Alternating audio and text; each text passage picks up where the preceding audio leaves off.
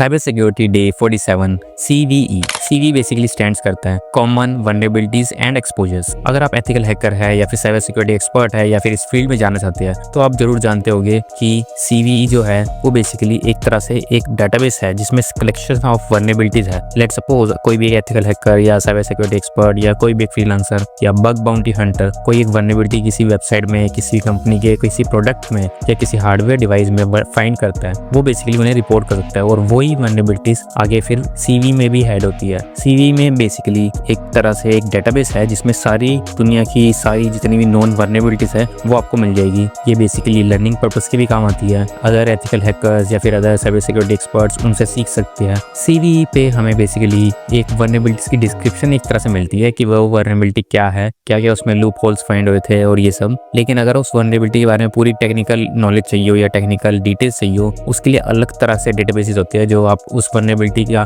या उस CV ID use करके पता लगा सकते हैं। ये CV ID जो बेसिकली है वो बेसिकली बनती है CV-year ऑफ द वल्नरेबिलिटी और उसके साथ एक ID होती है CV ID। ये मिलके एक CV ID बनती है। ये CV ID आप कहीं भी गूगल पे या कहीं भी आप सर्च करके उसके बारे में पूरी डिटेल्स निकाल सकते हैं कि वो क्या एक्चुअल में वल्नरेबिलिटी थी, वो कैसे उसको फिक्स किया गया, क्या क्या उसमें मेजर्स लिए गए, और वो सब आप डिटेल्स उसमें जान सकते हैं। For more such cyber security tips don't forget to follow.